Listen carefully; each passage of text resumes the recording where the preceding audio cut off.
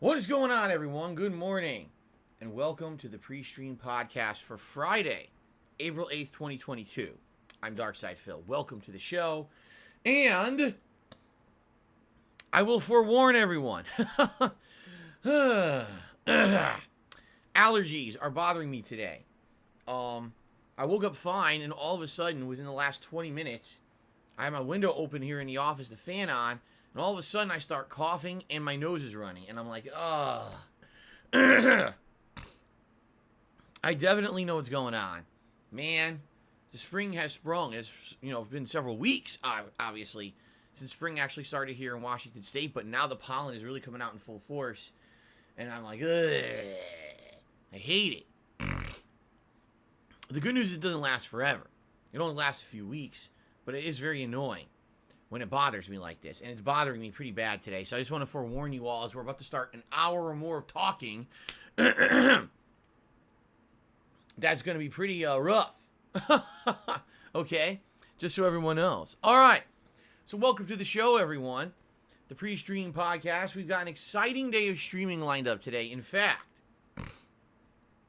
we've got a combination of a brand new release from that just released this week here, and the return of Friday Night Fights Old School Street Fighter Fun, which you guys really like, and I have not done in a while because of scheduling conflicts. Last week we had tax stuff that I had to do. The week before that, there was a double new release day, so I couldn't do Friday Night Fights. I ended up doing it on Saturday, but when I move Friday Night Fights, it doesn't always get the same audience because not everyone can attend, you see?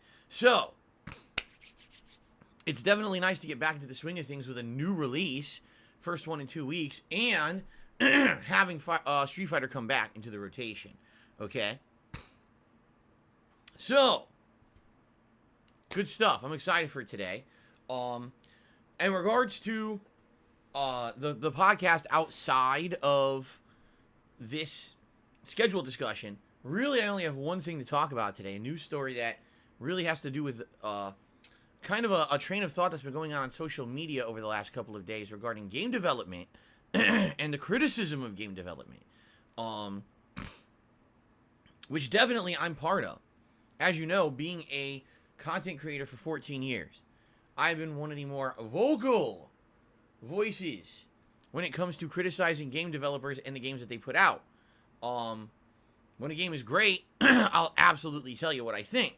But man, when a game is bad, as you know, I don't pull the punches. I tell it like it is. Recently, this has actually come out in my playthrough and criticisms of Elden Ring, where I'm criticizing the game for things that I feel are big shortcomings, but all reviewers seem to have completely ignored, glossed over, or let's be honest, never got to because they didn't beat the game before they reviewed it. Okay? So, it's funny that there is this actual line of discussion in social media right now about how far is too far when you're criticizing a game developer with all of the recent stories in the last couple of years of crunch, mistreatment of employees, and essentially these developers going through hell to get a game out, right? And how somehow those practices have become like commonplace in the industry. This isn't like, oh, it's the exception to the rule when you hear a story that a game developer had 10 months of crunch, working overtime unpaid, bending over backwards to get a game to be functional and be able to be released, right? But then the game comes out and people slam it, right? So we're going to talk a little bit about that on today's PreStream podcast because I feel like I have a lot to say about it considering, again, I've been one of the more vocal people. I'm fully aware that in my 14 years as a content creator, I'm one of the people who, when I'm playing a game, I will scream obscenities and yell at game developers and say things like, wow, this sucks, this is bad, bad game design, this is lazy, this is this is that, right? And I almost feel like the whole discussion on social media in some ways is geared towards like aiming at me. So I want to talk about that today on the PreStream podcast, okay? Alrighty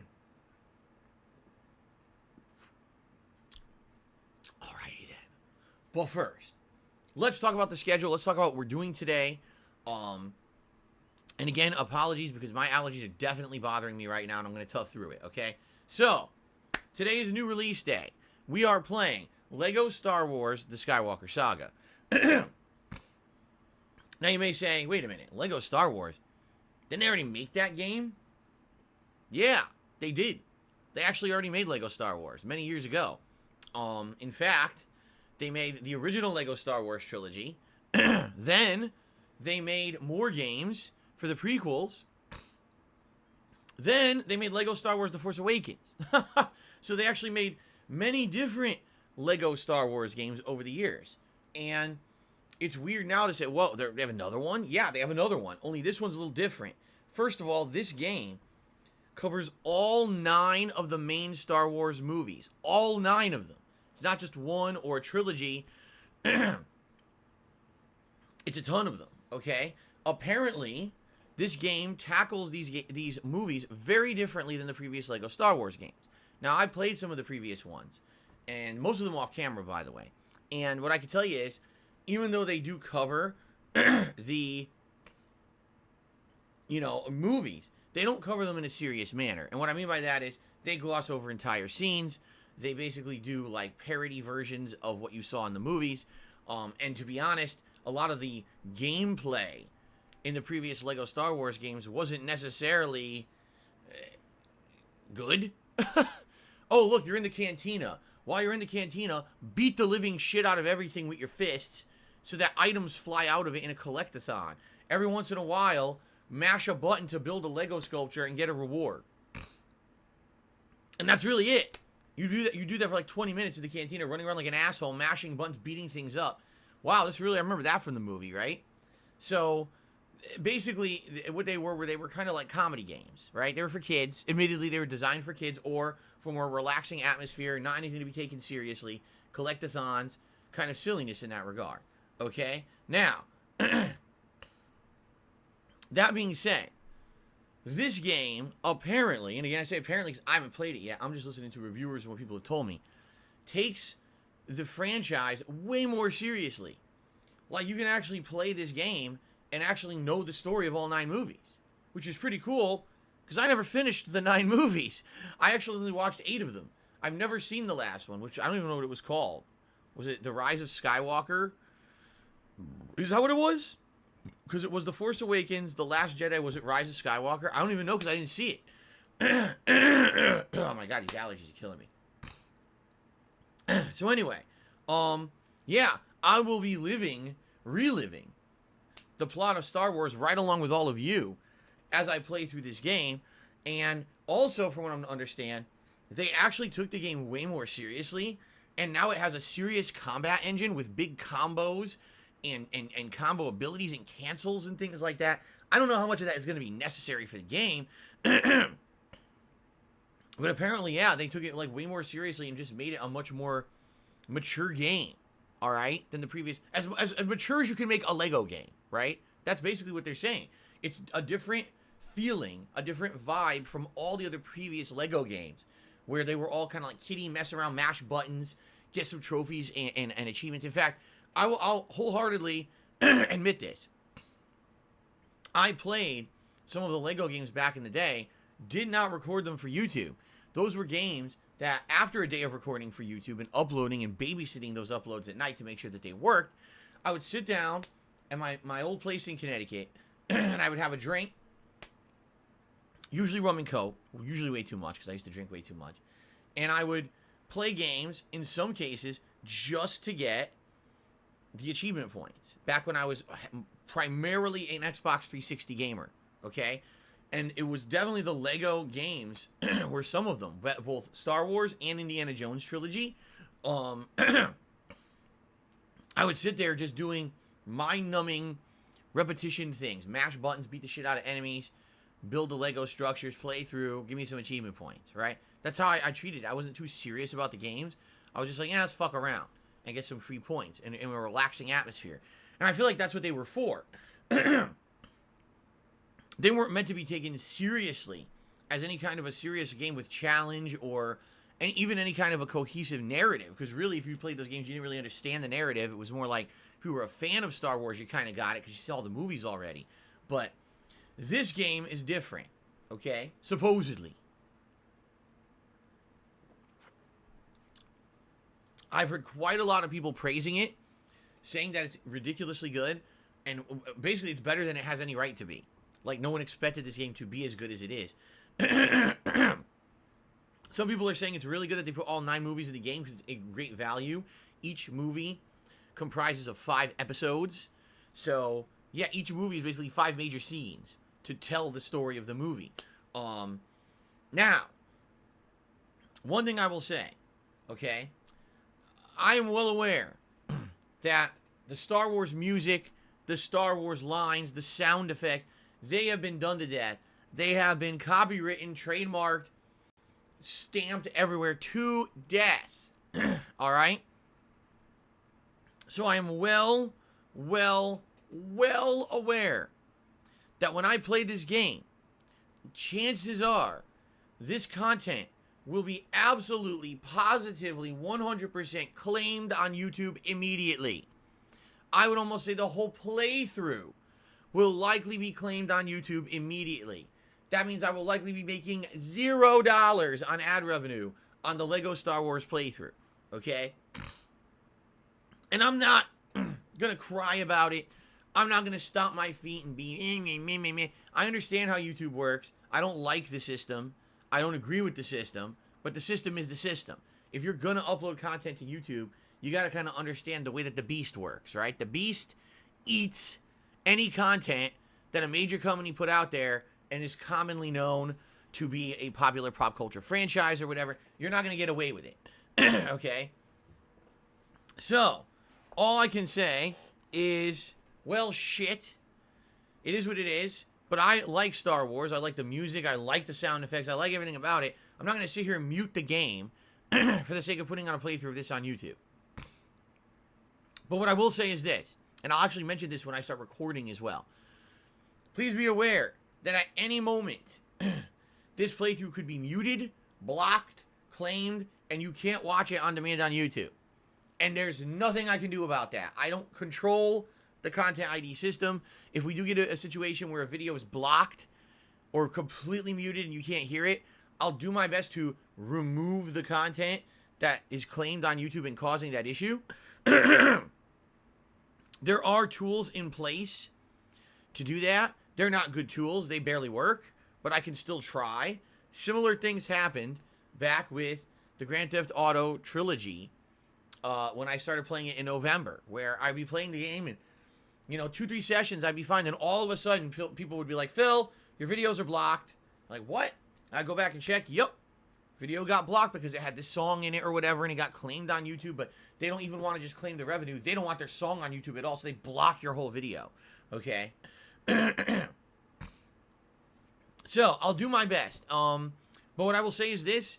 If you enjoy this playthrough, if you're having a good time with it, if you like the vibe of it, you like the Star Wars aspect of it, you like the fact that I'm playing it and enjoying it along with you, and I haven't played it, actually, I haven't played a Lego game in over 6 years, and the last one that I played, I never even got far. It was full of bugs and issues, and so I never even continued playing it. Really, the only ones that really, way back in the day, I was consistently playing and doing full playthroughs of were the Lego comic book games. Like, I remember I played, like, Lego Batman with John Rambo, and I think we might have done a Lego Marvel Superheroes as well.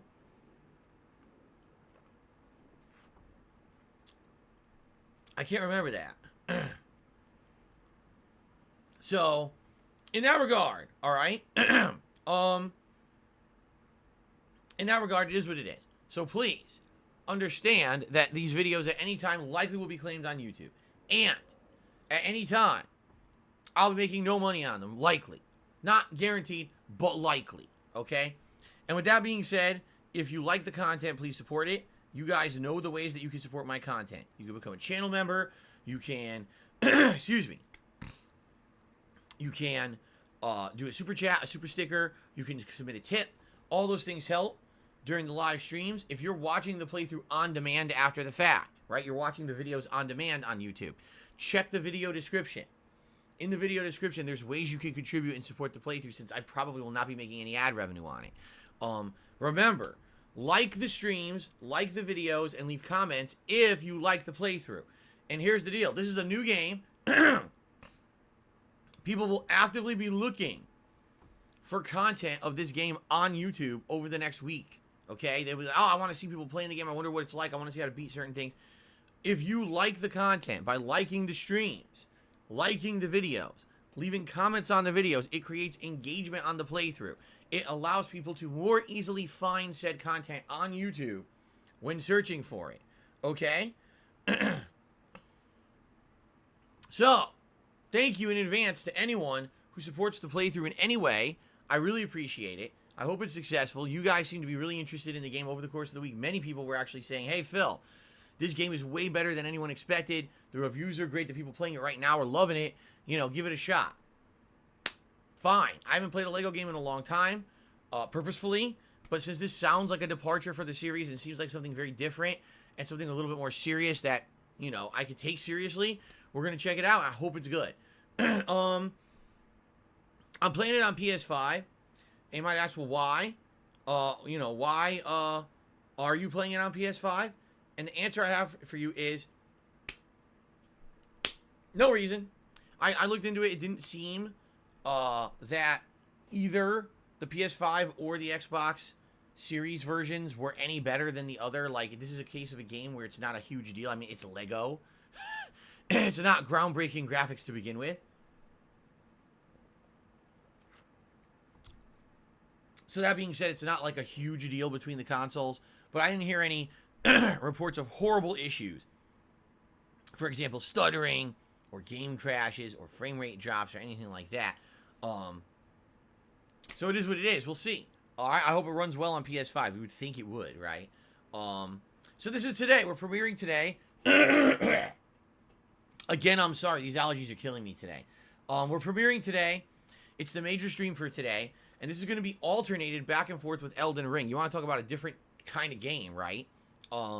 Should be fun. Now, my plan is to keep this in the rotation between this and Elden Ring for, you know, a week or two. And then look into other games afterward. But I'm well aware we never know what's going to happen. I was really hoping Ghostwire Tokyo was going to be a great playthrough that would catch on. It did not. Ghostwire Tokyo is a playthrough that most people did not enjoy. Despite the fact that I liked it. So, I guess we'll see. Right? We'll see what happens together. And hopefully we enjoy, you know, the game's enjoyable for everyone. It's a great playthrough. And it carries, you know, the variety of the streams along with Elden Ring. Something very different, right? But we'll see. You know, keep in mind, one of the good things about my streams is the flexibility. If I play this for, you know, 3 sessions and all of a sudden people really don't like it anymore, and I've already beaten Kirby because we're coming to the end of Kirby. Likely 1 to 2 more streams to beat Kirby in the Forgotten Land. And that's actually going to open up my late night streams, okay? So, we'll see what happens. If this game is good, we'll keep it in the main rotation. If not, maybe it'll become a night stream and we have to find something different to put into the early rotations. But my hope is that the game is good enough, you know, to hold its own and actually be a mainstream game. I mean, yeah, I'll be honest, I'm skeptical. It's Lego, right? It's a Lego game. So how can it really hold that mainstream interest? I don't know. I guess we'll see. But I hope so. I hope that everything I've heard is true. That, you know, the reviews, the people playing it now that I've heard, you know, kind of, you know, praising the game. I hope that they're not over-exaggerating. And I honestly hope that it catches on and gets an audience. I really feel that it could get an audience if it's a good game. It doesn't matter if it's Lego or not, okay? Okay. Great. Later tonight, 6:45 p.m. Pacific time, it is the return of Friday Night Fights. I'm very excited for this. As you guys know, I'm someone who grew up in the arcades of the 1990s, right? I had a great time playing Street Fighter, enjoying myself, holding my own in arcades against people who were much bigger and older than me, growing up playing the games and getting good at them, and then later on actually becoming a competitive player, traveling the country to play in tournaments. So the old school Street Fighter stuff is in my blood.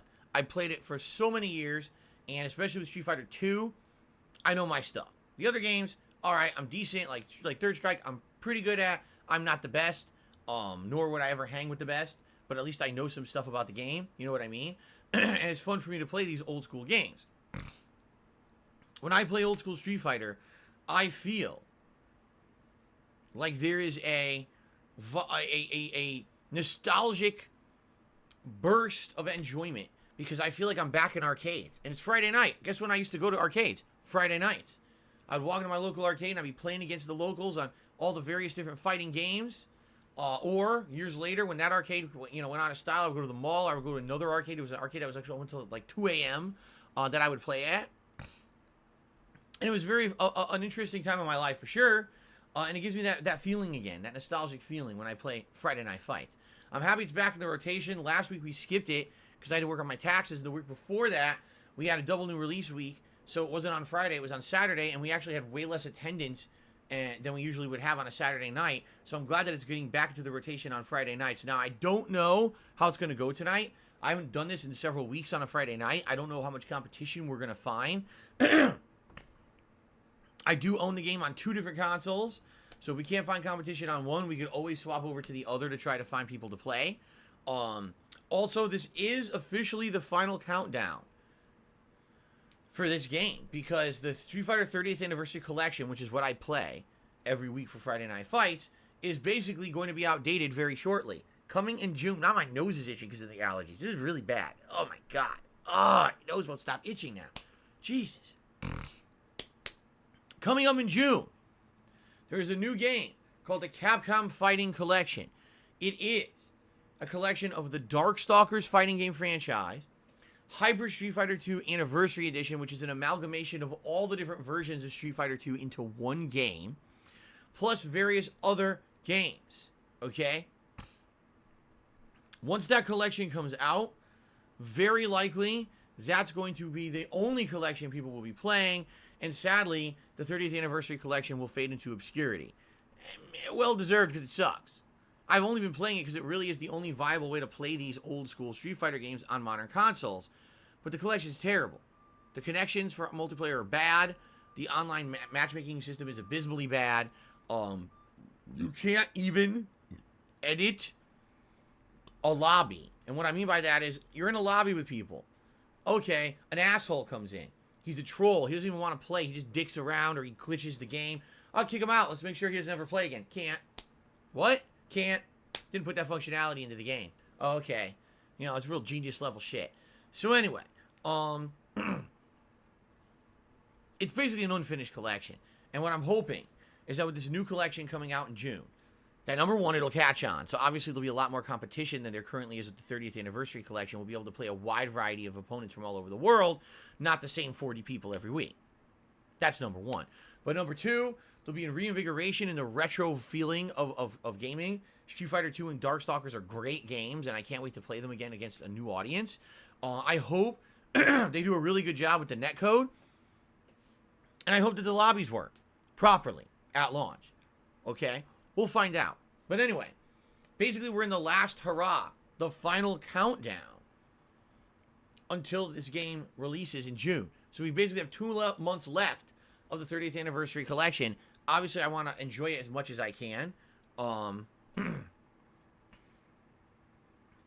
do. I want to enjoy it as much as I possibly can. And I hope that you guys will join me for the next couple of months as I enjoy the end of, I hate to say it, but the end of games like Third Strike and Street Fighter Alpha 3, as much as I like Street Fighter 2 more than those games, it will be sad to see those kind of go away because they're not present in the new collection. But it is what it is. I've been playing this collection for, at this point now, it'll be 4 years, and it's definitely time for a new way to play these older games, okay? All right, so that's tonight. I'm excited for that. I know we're going to have some regulars back who've been watching that on Friday nights, and to have it back in the rotation, they're stoked for that, and me too. Okay? Okay, tomorrow, Elden Ring continues, and I'm excited. Here's why. Number one, we're in Volcano Manor. Unique Legacy Dungeon. It's fun. It's interesting. There's some cool enemies down there. There's some bosses down there. It's definitely a nice level design. I'm enjoying myself, and I can't wait for more because I've only played it for like half an hour, maybe a little longer, so I'm sure there's way more than that in this Legacy Dungeon, okay? But in addition, I have a new build, a dual-wielding build. I wasn't even aware this build existed until like a week ago, and someone was like, Phil, you got a lot of good stats now. are you going to dual wield? And I was like, what do you mean? I thought that dual wielding, you know, it was in Dark Souls 2, but that was the last time I even knew it existed.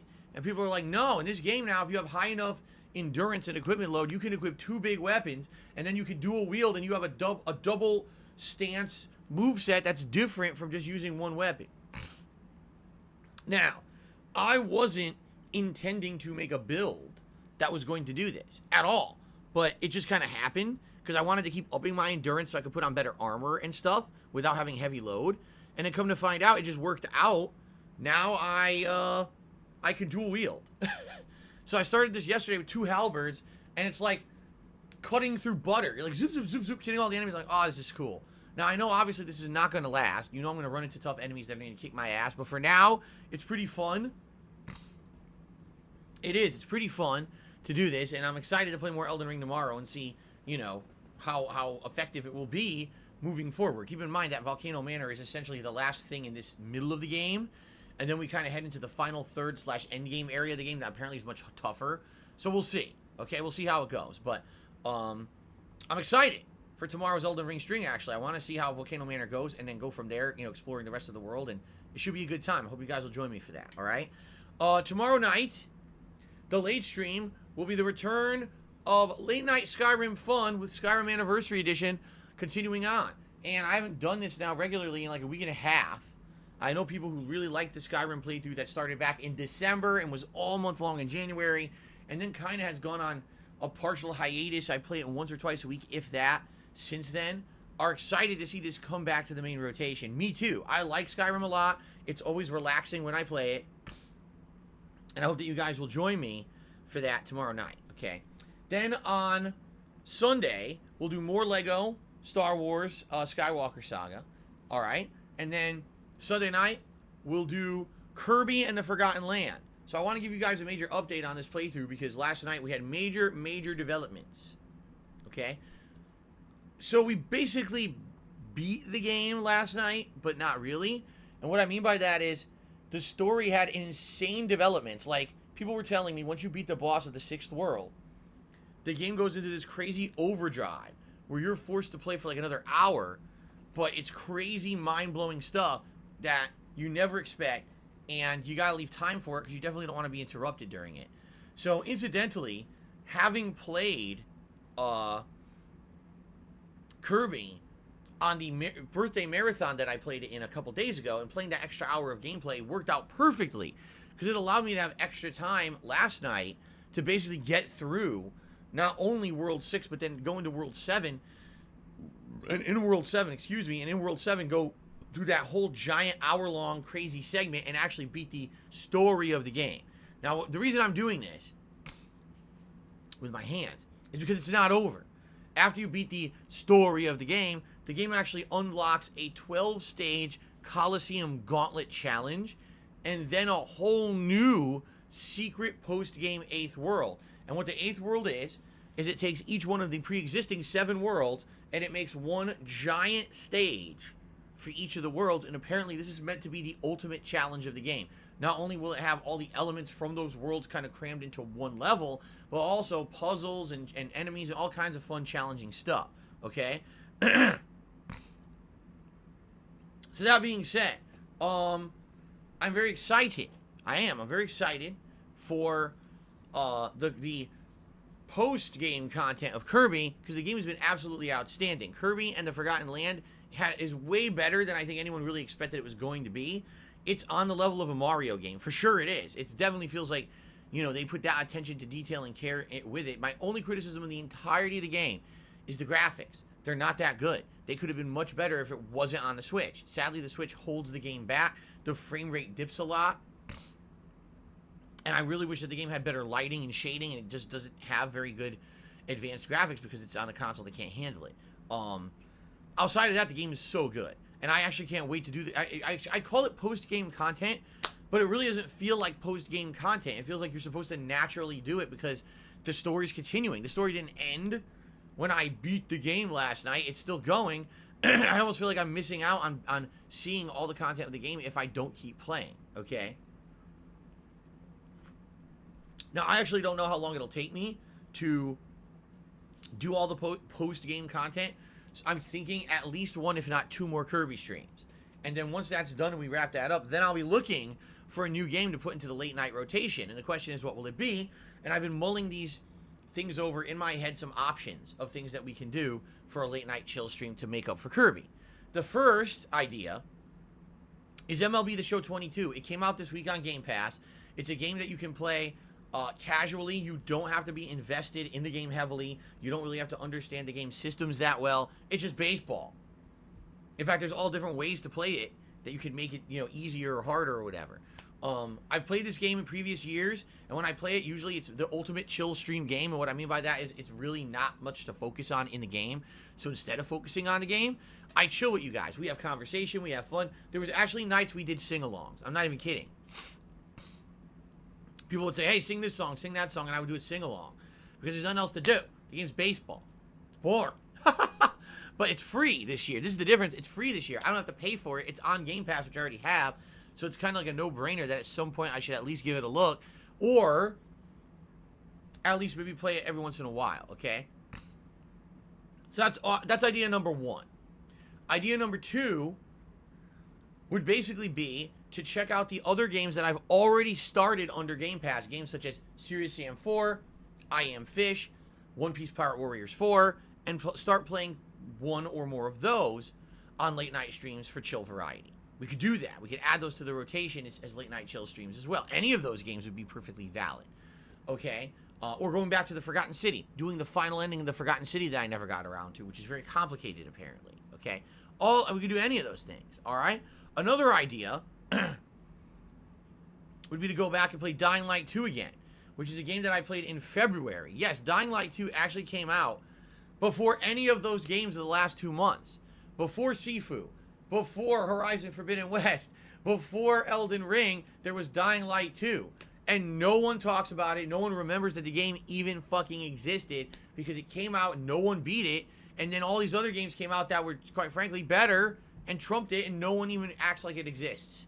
It's actually pretty ridiculous because I remember when Dying Light 1 came out, albeit with all its bugs and issues, it got a lot of press, it got a lot of hype, and people were talking about Dying Light 2 for a while, Dying Light 1 for a while. Even though it was an unpolished game, it was still a game that it had market share, it had traction, and people talked about it for a while. Dying Light 2 came out, and like within a week, no one even remembered it happened. It was like a souffle that built up, and then all of a sudden it deflated. And now, it kind of sucks because I bought it, I played it for 15 hours. After 15 hours, I got to the game. Because you actually have to play the game for 15 hours to get to the city portion. And the city portion is the real game. Where now you have all the traversal techniques at your fingertips. Being able to, use the parachute to glide through a city. And use the air vents to propel yourself high up and fly around and do things. Which you couldn't do previously. It was very limited what you could do up to that point. Okay? So, basically, Dying Light 2, here's my feeling. I don't feel like it's a game that I would probably want to bring back to the main streams, only because I don't think it's going to get any attention in that regard, but maybe as a late night stream, maybe it would make sense, and I already own it. I bought it and played it for 15 hours and dropped it like a hot rock because no one cared about it anymore, and other new games had come out that were more interesting. So maybe we could go back to it, maybe not.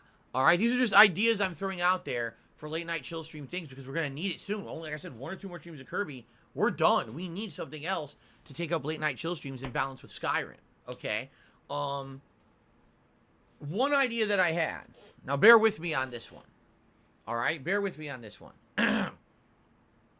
Instead of doing an ongoing playthrough of one game, which is typically what I do, right? I balance, like certain ongoing playthroughs with each other. Maybe what we could do is we could do something interesting and have Game Pass become a major part of chill streaming, at least for the foreseeable future. And bear with me, here's what I mean. We already have all these games under Game Pass that I've started that you guys are interested in, right? So what if, let's say we beat Kirby. Okay, good. First night that we have an open night, we do One Piece Pirate Warriors 4 for 2 hours, and we do 2 hours of progress in the game. Okay? Then we play some Skyrim, we do some Street Fighter. Okay, there's another open night. Okay? Now let's do I Am Fish for 2 hours one night. Okay? Okay, then we do some Skyrim, whatever. Oh, there's another open night. All right. Let's go do MLB The Show for 2 hours. You see what I'm saying? Instead of having a set game where it's always, let's just keep playing this game over and over and over till the game's over to completion. Since Game Pass doesn't have a commitment, and what I mean by that is I didn't buy the games. The games aren't brand new where people absolutely want to see those games finish right away. There's no crazy demand for the progress in those playthroughs. You can play them more casually, you see?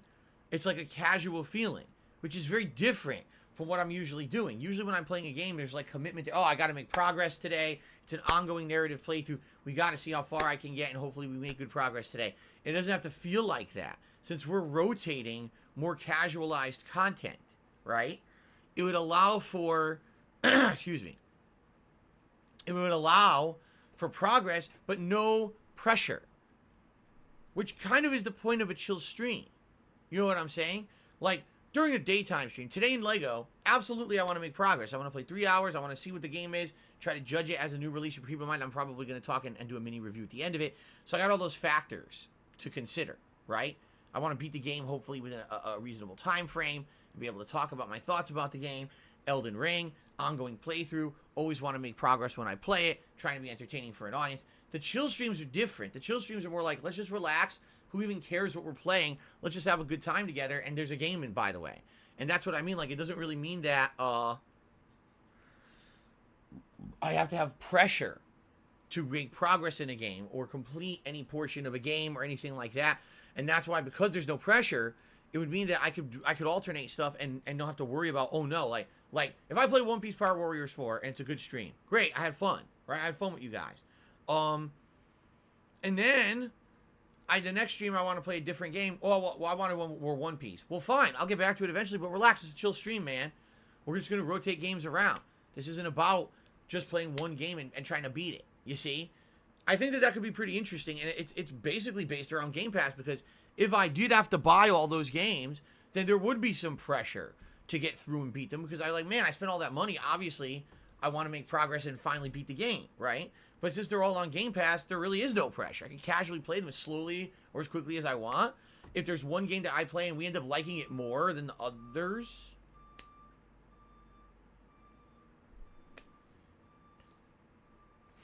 if there's one game that I play and we like it more than the others, then we can play more of that one. We can have it more on the late night streams. Or if I play one game like, okay, it didn't really work, we don't have to play it again. That's the beauty of Game Pass. This is what I've been telling you guys since last summer, when I got my Xbox Series X and I got, Game Pass Ultimate, is that this has opened up possibilities for me that previously were not there. It was always, I got to invest money, and when the money's invested, now I might as well beat the game. That's not the attitude I have anymore, because these games are there, and I can play them as casually or as more hardcore as I want, and we can have a good time with them on the chill streams, okay? So,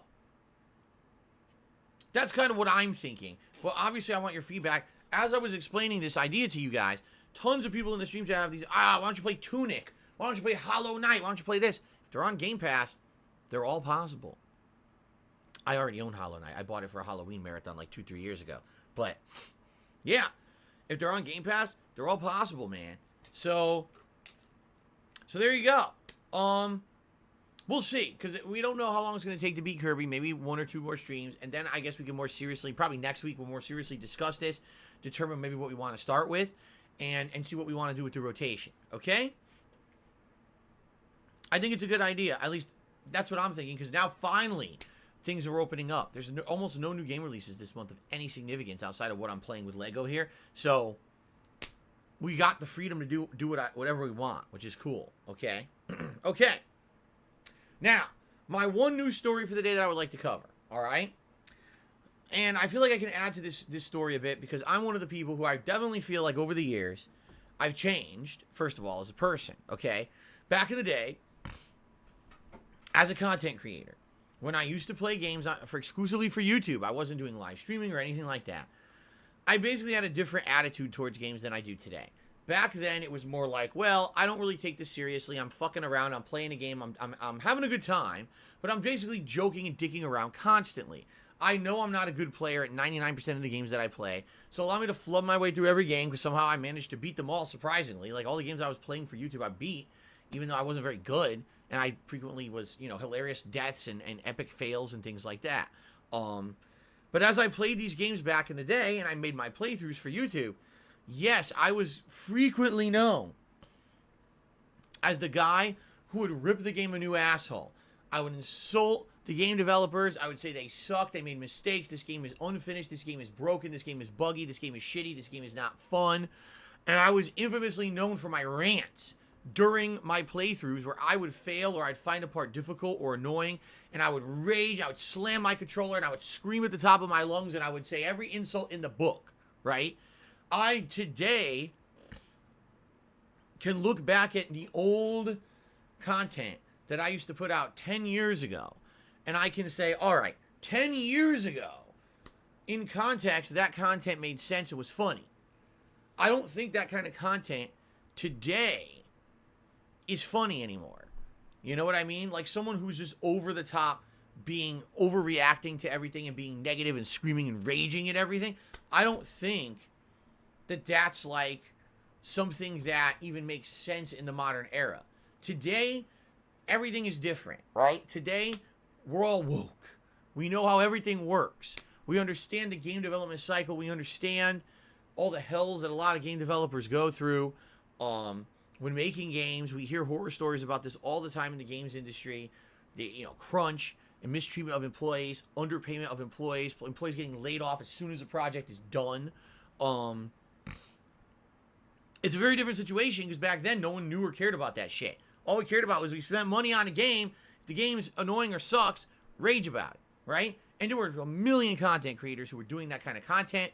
I mean, shit, I would even say they all started with the Angry Video Game Nerd. He was the one who, in the mid-2000s, way before anybody else, was putting out videos reviewing old games and talking about how shitty they were, and that spilled over to thousands of other content creators who decided to then become these kind of angry reviewers, and that spilled into many other content creators who became Let's Players, okay? I definitely was one of them. I mean, I was inspired by the AVGN. I've said this many times over the years, that he inspired me to try to make my own content. Now, did I feel what I was doing back then was AVGN-esque content? No. I wasn't doing structured reviews with skits and things in it. I wasn't doing classic games. I was playing new games and essentially doing live playthroughs of them, as I called them. I didn't call them Let's Plays. I called them live playthroughs. And yes, was there angry reactions to the things going on in the game? Yes. But was I over the top trying to be like AVGN? No. I was trying to break out and be my own guy. All right? But again, I can look back 10, 12, 14 years, and I can look at that, and I can identify that those first 4 or 5 years that I was a content creator, that was the style that I had. I was known for that. The guy who got the game right away, played through it right away, and raged at it most of the time. That was me. That was Dark Side Phil. I was known for that. Okay? Now, today in the modern era of game development and everything, and the kind of playthroughs that I do today, all right, I try to be way more balanced and fair and metered with my judgments and criticisms of a game. All right? When I play a game, I'm not overly going over the top and actively trying to be extreme to get a reaction out of you guys. Since I became a full-time streamer in 2017, and ever since the last 5 years, I've aspired to be me, to be truthful to me. If something is pissing me off, I will tell you. If something is entertaining to me, I will tell you. Okay?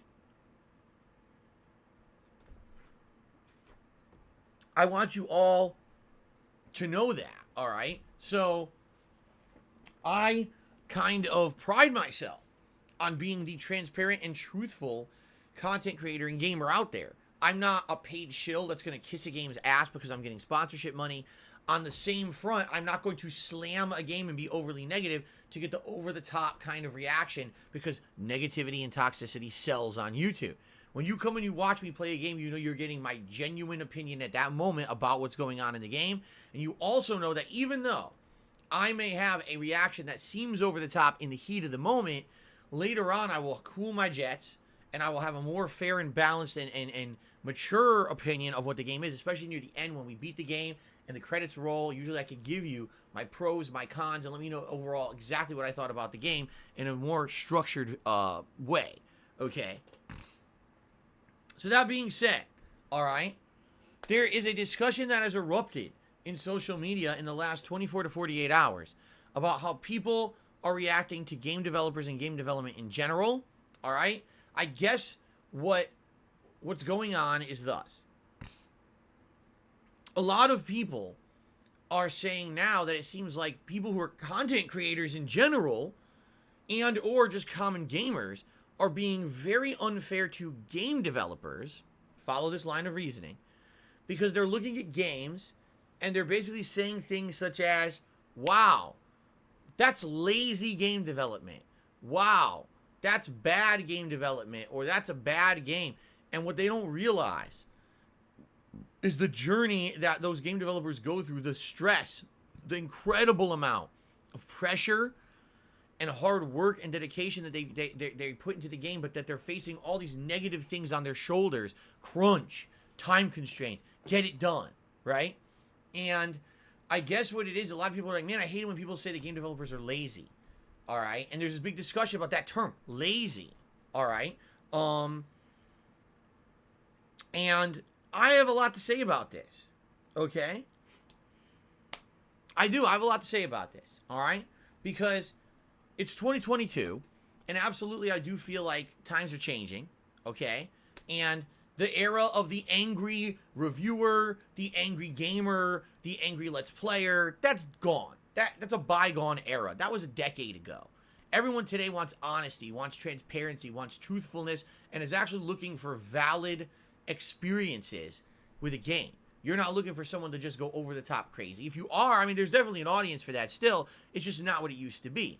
In the modern era, now that we have more education about how the game development system works, do you just want to sit here and slam every fucking game that you possibly play, right? I mean, it's fun, especially if the game's shit, right? Of course, if there's a game that's terrible, absolutely, I would like to scream and yell at it and say, wow, this game sucks.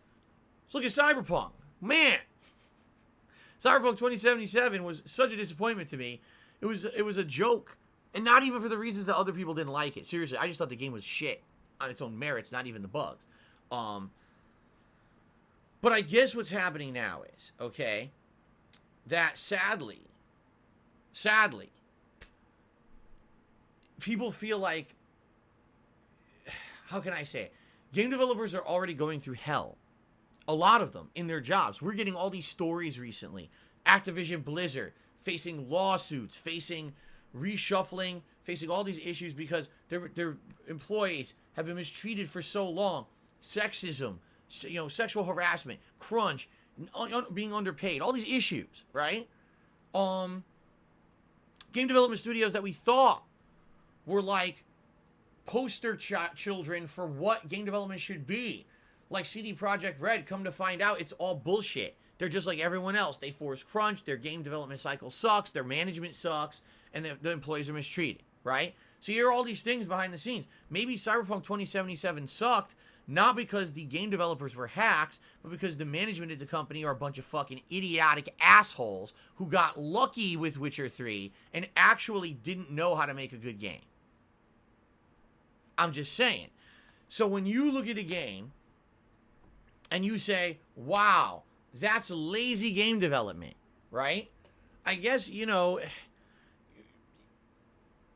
could say that and mean it because you're actively responding to something you see in the game, but at the same time, do you then feel guilt because you know behind the scenes what's actually going on in-house with those game developers, right? Like, they're not having a good time making that game.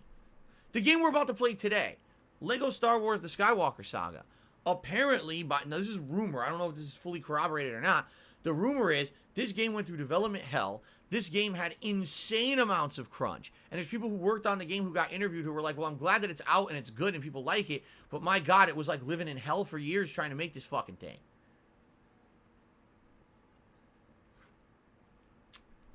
So now, I'm going to play this game, and in the back of my mind the entire time, as I'm playing it, I'm going to think, wow, if there's a bug or there's an issue, should I really rage about it? Because I know that the people who made the game were basically mistreated and didn't have a good time making it, I'm going to give you an example, and I'm going to let you Judge for yourself, but I'm going to give you my take on this, all right? So currently, one of the major games that I'm playing is Elden Ring. I've been playing this game for over a month. I'm almost, at this point, Jesus, I'm about 90 hours into it, and we still got about 1/3 of the game left, okay? We still have basically the final third of the game, which is supposed to be the most challenging part of the game, coming up, okay? Whew. 90 hours in. My opinion on this game has changed dramatically over the course of playing it, okay? I started off, it was like a feeling of wonderment, but also being overwhelmed and confused, because the game throws so much stuff at you, right? So much stuff at you that you can't really tell what you're supposed to be doing. And the game does a very piss poor job of directing you towards the meaningful stuff you should be doing in any particular order. I mean, freedom is one thing, but when you throw such an open world at a gamer who doesn't necessarily understand even all the systems you're throwing at them, you're basically creating something that's way too daunting and maybe way too much to take in. Like, it's hilarious because people have said that Elden Ring is the most accessible Soulsborne game. I say it's the most inaccessible, because you need to have prerequisite knowledge of all the systems of the game to really get it, or else you're going to be wandering around not knowing what the fuck you're doing, where the fuck you're going, or why you're even playing. You'll just be lost endlessly until you use a guide or someone tells you how to play it. You see? Now, I started off with that mentality. Then I started to get to the legacy dungeons of the game. And now my opinion started to get better, because I'm like, wow, these legacy dungeons are good. They're well designed. They're interesting. You can tell that they put a lot of effort and attention into the legacy style dungeons. It feels like you're playing Dark Souls 4 when you're playing the legacy dungeons, and this is where the game shines, okay?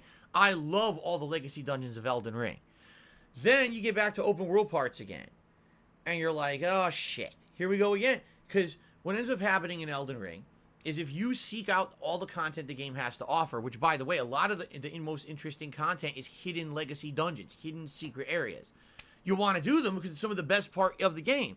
But if you do all the content, undoubtedly what happens is you get over leveled.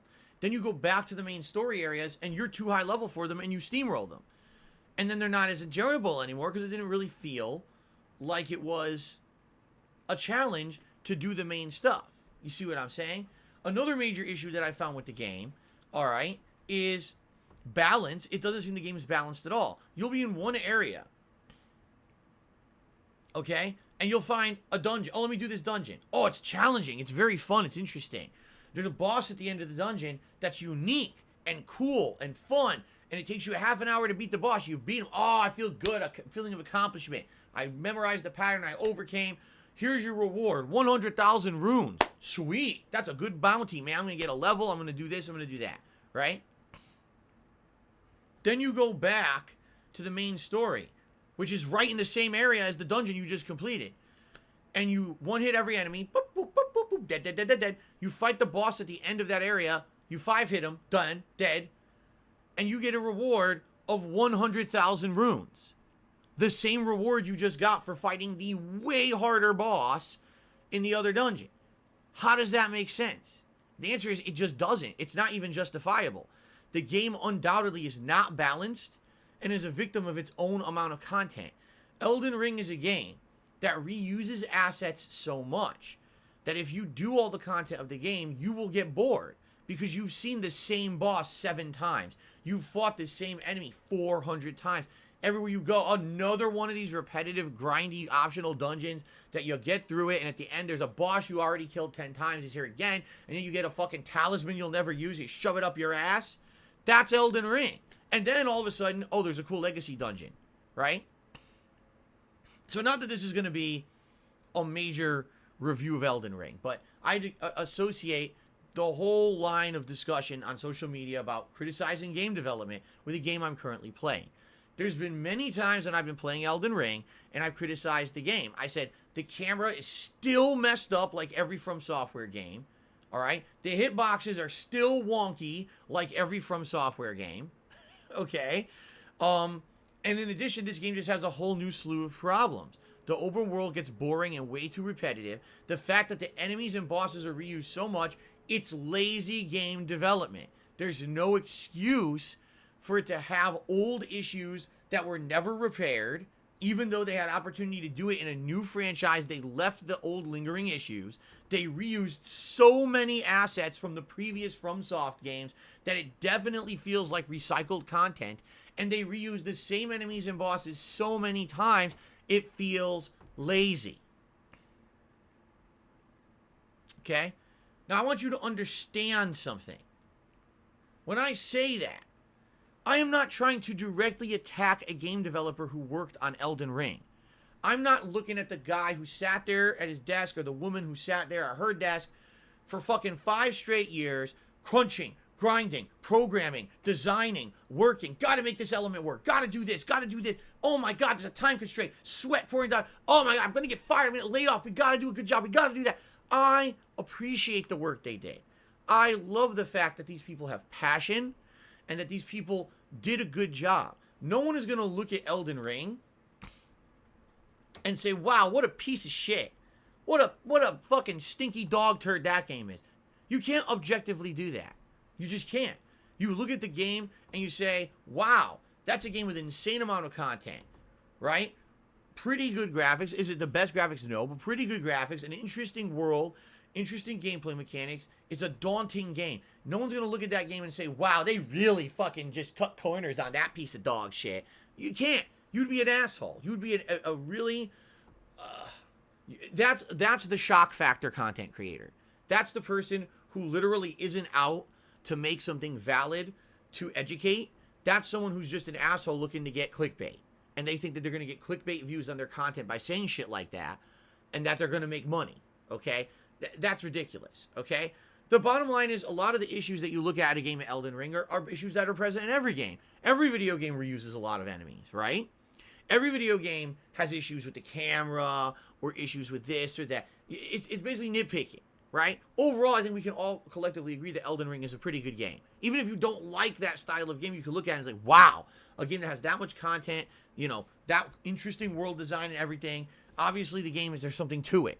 Even if it's not your cup of tea, you got to agree there's something to it. Listen, I don't like Fortnite, but even I agree there's something to it. It wouldn't have the validity that it had, wouldn't have the insane popularity that it had if there wasn't something there that was gaming goodness. You know what I'm saying?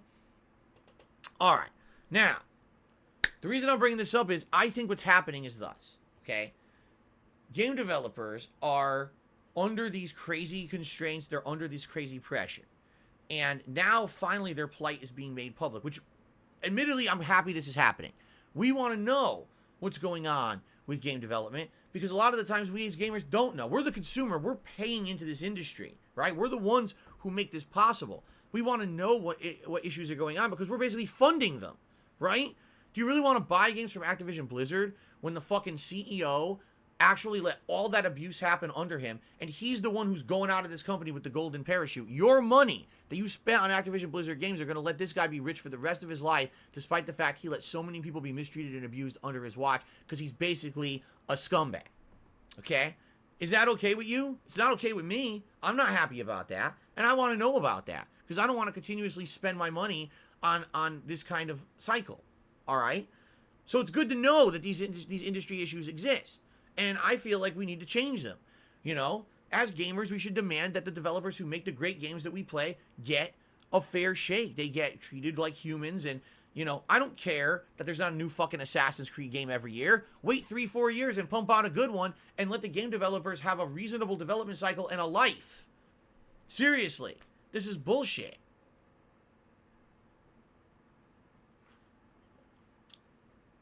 I'm really pissed that this industry has somehow collectively agreed that it's okay to abuse the game developers. How do we get here? How do we get from the game development cycle was lazy to, oh fuck, actually in reality, these game developers have been completely misused by the industry forever. And this is the thing. Now it's coming to light. This has always been a part of game development.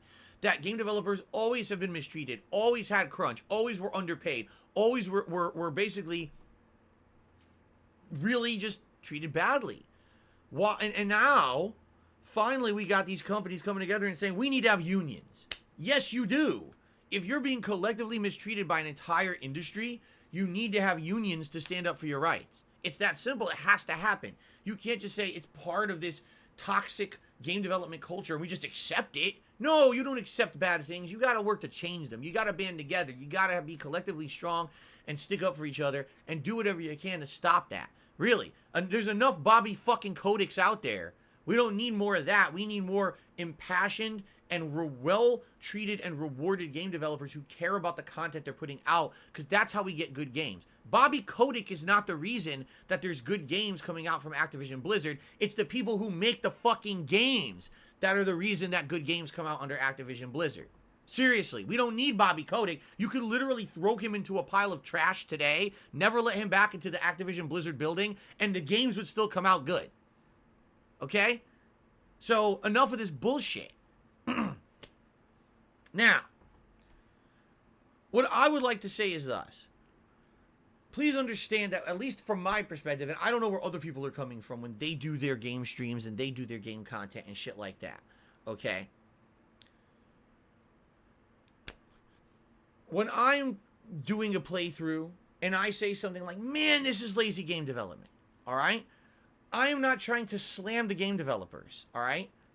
Ultimately, when a game is made, there's someone who's in charge, all right? Let's look at Cyberpunk 2077, a game that's over its life cycle. The people in charge wanted the game to be one thing, then they changed their mind, scrapped the whole project, start over. We want it to be this. Oh, we changed our mind, scrapped the whole project, start over. We want it to be on this game engine. No, we changed our mind. We want it to be on this game engine. We want all this stuff. Let's make a preview for the public promising all this stuff. But boss, why are we going to do that? We don't even have any of these systems done yet. Fuck you, just do it. I told you to do it. Okay, boss. They put out trailer after trailer. We're promising this, promising this, promising this, promising this, promising this, promising this.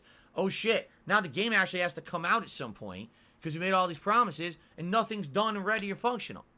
Is that the game developer's fault or the management? Think about it. It's the people in charge who are fucking up. It's not the people making the games. The people in charge aren't sitting there crunching the numbers and programming the shit. They're the people at high level and they're making these terrible decisions, and then it's everyone under them who ends up suffering. And this is the problem right now, is that people aren't understanding the way that game development works. When you slam a game developer and you say, oh, that's lazy game development, it really wasn't the developer who made the problem. It was the manager. It's always the responsibility of the manager to make sure that that ship is on course, right? That ship is going the right direction. It's staying afloat. It has enough supplies to keep everyone happy and healthy on said ship, and that you're going to get to your destination in the right amount of time, and you're going to deliver your cargo to that destination intact and properly. That's the manager or captain's job, and they don't. It seems to me the problem isn't game developers, it's the management at the game companies. These managers are idiots. They actually don't understand game development cycles. They don't understand games at all. How do you have people high ups at EA saying shit like NFTs of the future? Ubisoft, literally the management at Ubisoft said they wanted to implement NFTs into their games, so they put NFTs into Ghost Recon Breakpoint back in the fall. They just announced yesterday, we're cutting off development. Ghost Recon Breakpoint is now a dead game. Well, if you bought the NFTs for the game, oh well, at least you bought a part of gaming history, but now they're worthless. It's the management. It's not the people making the games. It's these dunce idiots in these CEO managerial positions that think they know anything about game development, and they don't. They're fucking stupid corporate bigwig idiots who all they care about is making money. They don't care about the product they push out, all right? The best businesses out there, okay? The best businesses out there have a balance between making money and doing something for society, okay? Now, stands to reason that you need to make money first. And once you're making good money, now you can say, well, since I'm making the good money, now I can take said money and put it into improving everything I do, so now I could do something good for society with that money, right? So, if you're an indie studio and you have no money and you're cutting corners and you're basically breaking your back to put out a game, and the game comes out and it's buggy and it's unfinished and it's messed up, then I could argue and I can say, listen, I understand why that game came out the way it did, because you're a small indie studio. But these are ginormous companies with millions upon billions of dollars. They have the means to put out a good product. But it's the management of these companies saying, we don't care. We just want more money. So pump out that piece of shit. Pump out that unfinished, unpolished turd and sell it for full retail price and slap a name on it like Assassin's Creed or Ghost Recon or whatever the franchise is and act like it's a good game and sell it on the merits of the franchise rather than on the merits of the game itself. Make us money. And then when the game sucks, oh, they don't want to hear about it. I'm on to the next project, right? No. Bullshit. It's time to take these people to task. The management of these companies are fucking jokers. They're terrible managers. If not, you would never have a single bad game come out.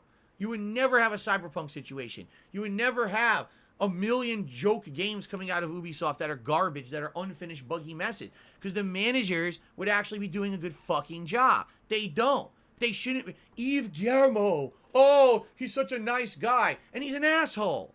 Under his company, there's constant abuse of his employees. His games constantly get crunched and pushed out unfinished and buggy and shitty. He wants to push NFTs into everything. Why? Why? Why do we accept leaders like that? He's a terrible leader. If he was a good leader, he'd see that all this shit is destroying the industry and stop it, right? So when we say, oh, that's lazy game development, man, I was playing that game and man, they really cut corners. Well, it wasn't the game developer who made that choice. Do you really think anyone who's sitting at their desk and crunching to put out a video game and working their ass off to put out a video game said, I decided to be a half-assed jerk today, and I'm not going to put any effort into my work. I'm just going to cut corners all day long and put in, oh, give me my paycheck, haha, but they won't know any, they're none the wiser. No. These people want to make a good game. You listen to their stories when they actually have to report things like the abuse and the crunch and everything. They love what they do. They want to make good content. They want to make a work of art for you. They're not allowed to because the people in charge, money, money, money, money, money. It's greed. Gaming has changed dramatically in the last 20 years. It went from a passion art that if the game is good, it'll sell and you make money to make something that'll make money and who cares if it's a good piece of art? We don't give a shit as long as it prints us money. And this happens with every fucking industry. Every industry this has happened. Television, music, movies, now gaming, which is the biggest industry of entertainment possible. Every medium this happens. When it goes mainstream, these fucking bloodsuckers somehow get in charge and they fucking don't, they run it into the ground. McDonald's used to be great food. McDonald's started off as a 2-franchise chain, fresh hamburgers, made fresh right in front of you, fresh cut ingredients, everything fresh. Their milkshakes were made of real dairy. And then what happened? Money, money, money. Franchise out, cut corners. Franchise out, cut corners. Now you go to McDonald's, the thing you grab in your hand isn't even resembling meat.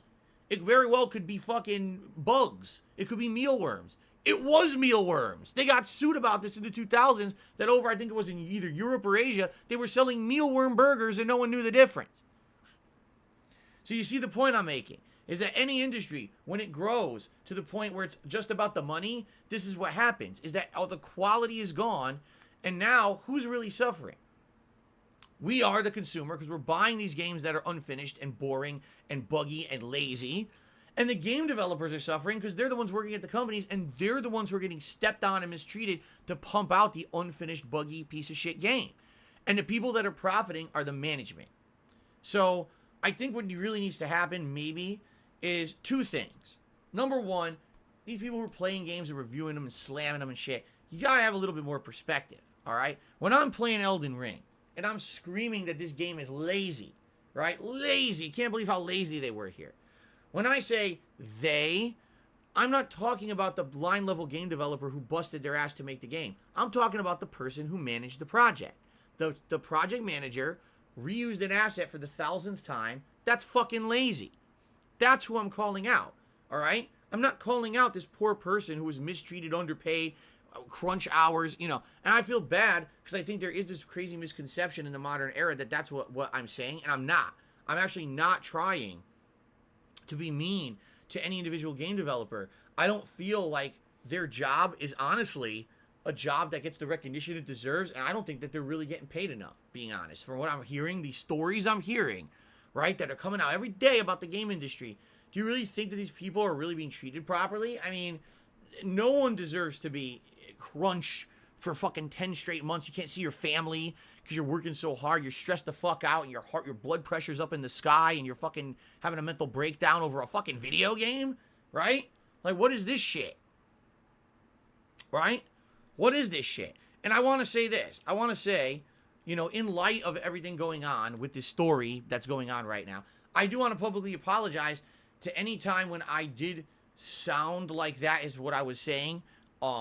Because when I get in the heat of the moment about something in a game, yes, my emotions take me over. I get enraged and I say dumb shit that I don't mean, or I say it in the wrong way. When I am criticizing a game and I feel like there's something wrong with it, ultimately, who's responsible for the thing that's wrong with the game? The person in charge, not the line level person. The person who was running the project is the one who was responsible for letting that slip. If you're a manager of a game, if you're a bigwig, a CEO of a game company, and you release a game that's full of bugs, well, shame on you. It was your job to make sure that ultimately that game was a polished experience for the consumer. Really, it was your job to make sure that everything was in line. You want to know a really great decision that just happened? Activision Blizzard just announced they're going to make their QA people, quality assurance, full-time employees, 1,100 of them, who were contracted workers, who were part-time, kind of like do a job and then you're a freelancer, so see you later, we'll let you know if we have more work for you 7 months down the line. They're hiring them all full-time and they're raising their pay to $20 an hour. That's a good thing. The fact that QA, quality assurance, was kind of an afterthought in a gaming community until today is like, what the fuck? Right? Like, how, I don't even, you know, how did it even not be a focus? You run a gaming company, but you don't think that quality assurance is something that's too important to games. Really? Do you see what I'm saying? But Mr. Yves Guillemot and Mr. fucking Bobby Kotick, as they roll around in their billions of fucking dollars profit that they make in their golden parachutes as they exit these companies, they don't ever get held accountable for making the decisions that make that shit laughable. Why? How did they even get in charge of these fucking companies to begin with? Someone says Bobby Kotick saved Activision Blizzard because he bought them out. So there you go. Did he know anything about fucking games in the game industry? You think he cared? He was a fucking rich dude. He would throw money at shit. I'll throw some money here. I'll throw some money there. I made some more profit. Throw some money here. Throw some money there. Oh, 100,000 employees got mistreated under my watch. Fuck it. Oh, wait. Now people don't like me because they found out about it. Give me my golden parachute. I'm off to the fucking Caymans, man. These are the people who are running this shit. Unbelievable, man. So, anyway. Basically, on Twitter, you see these arguments back and forth. And basically, the mentality now is you shouldn't call a game developer lazy. You know what? Don't. Call the management lazy. Call the fucking CEOs lazy. Call the people in charge lazy. They're the ones who are making these mistakes. They're the ones that make that game a buggy piece of shit because they very well had it within their power to make that game polished and fun and worth your dollar. And they didn't. Instead, they just wanted your dollar. They didn't even care what they gave you in return, right? It's like the difference between handing someone a delicious gourmet sandwich or a McDonald's cheeseburger. Here's your choice for your dollar. Which are you going to select, right? But the problem is people just fall for the shit. They really do. They fall for the marketing. They fall for the trap, right? If you buy the McDonald's cheeseburger over the gourmet sandwich, you're part of the problem, man. You've fed into that industry, that vicious cycle of buy a bad piece of shit because of the hype. You fell for it, you know? And then that's what I mean. Like, as consumers, we do have to feel some responsibility for what happens in the industry as well. Because these games wouldn't continuously be pumped out like this if we stopped buying the bad ones. But we buy them anyway, you know? So I think there's a lot of factors here.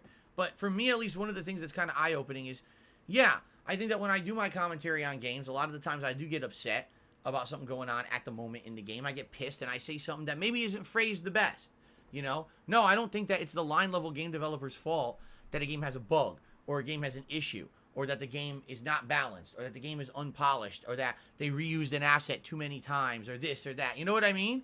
Ultimately, it's the people who ran the project. So I'm now gonna say, in regards to the Street Fighter 30th Anniversary Collection, a game that I've played for 4 years and criticized heavily. No, I don't believe that it's the line-level game developers' fault that that game has so many issues. It's the people who run Digital Eclipse. The people who run Digital Eclipse are cheapskates looking to make a buck. And so they rush out projects like this Street Fighter Collection. They heavily promote it to act like it's good, but it's not. It's an emulator running a bunch of fucking ROMs that run at the wrong speed, so the games aren't accurate to the arcade. They make a lobby system that's completely unfinished, didn't even work at launch, and then when it finally started working, you can't kick people from the lobbies, you can't do that. That's all management level decisions. That's the upper echelon of Digital Eclipse, this development company, saying, we don't care about what we put out. Just rush it out there and make a buck. But heavily promote it, so that way with the heavy promotion, people think it's good. And that's exactly what happened with the Street Fighter 30th Anniversary Collection.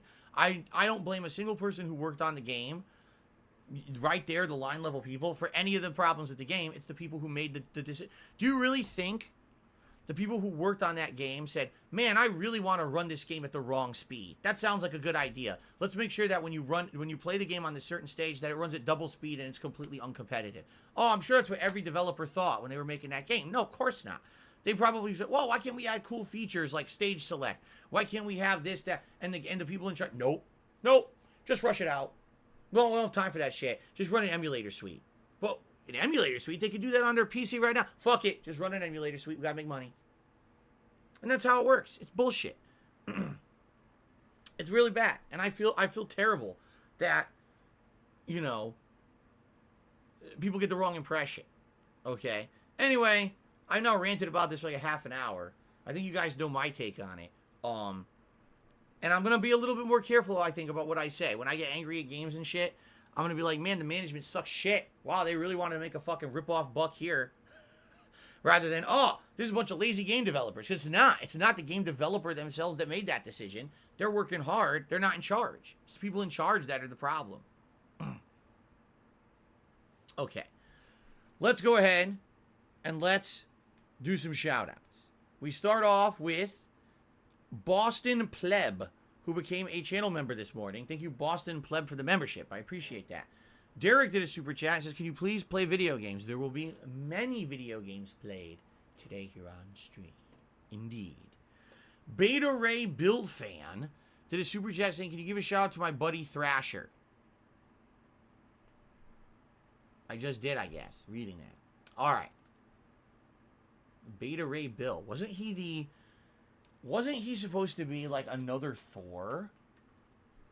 I don't know. Because I never read Thor comics in the Marvel Universe. So I don't really understand Beta Ray Bill. But I swear he was a guy who was like an alien, but he had Thor's hammer and outfit or something. I think. Okay. On the tip side of things, we start off with Rob on Wheels, who tipped $10. Said, when I went to bed last night, I had Sonic's original theme music in my head. I'm old.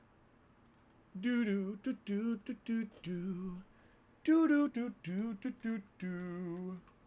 How nice. Rob on Wheels, thank you very much for a $10 tip. Farty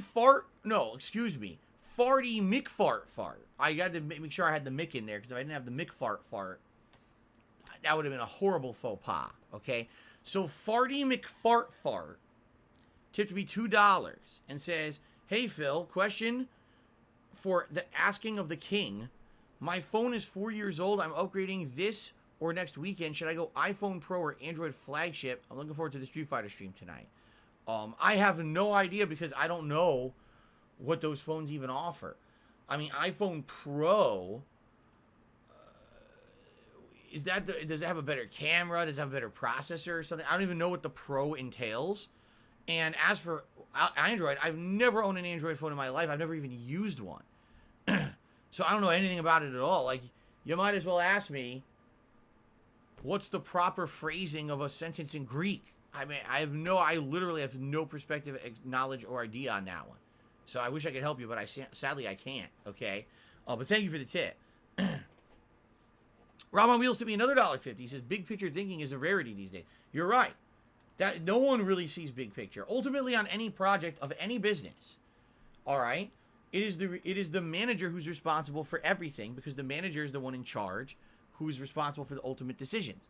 It's well within a manager's power to say, okay, there's something wrong. Don't release it yet. Fix it first. It is. It's within their power. Now, of course, you could always say, well, what about their manager? Well, then it's their manager's fault if they rush it out. You see what I'm saying? Like, there's always levels of responsibility and accountability. And ultimately, I don't think the accountability is down on the line level developer. It's on these people in levels in charge who let this shit slip, you know? Okay, with game bugs in particular, yes, I would say there's probably games that come out with game bugs that was never detected. All right? And that's okay. That's going to happen, and that's acceptable as long as the game bug gets fixed.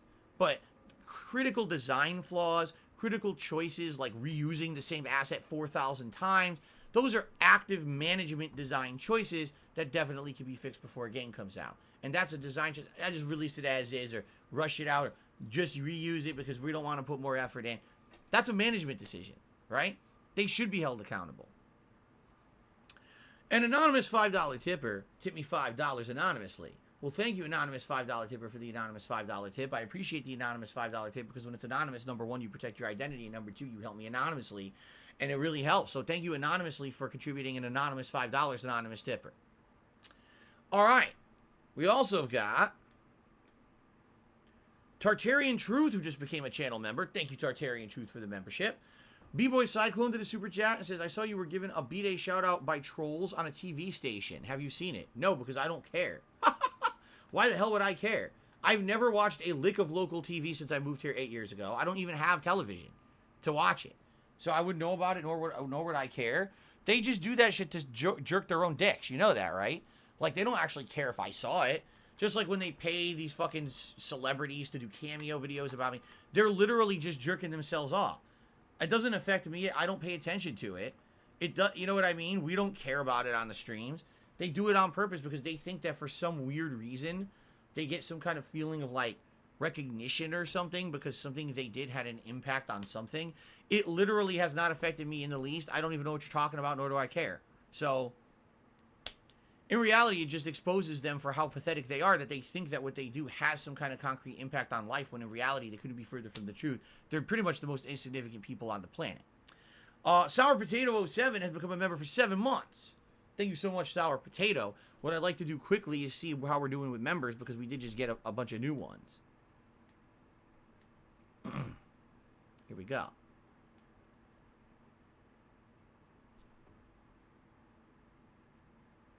I clicked the wrong thing. Oops. I was like, wait a minute, that's not the right page. There we go. And we are at 368 members. We did go up a couple so far today. Thank you guys for your support. Let's go ahead and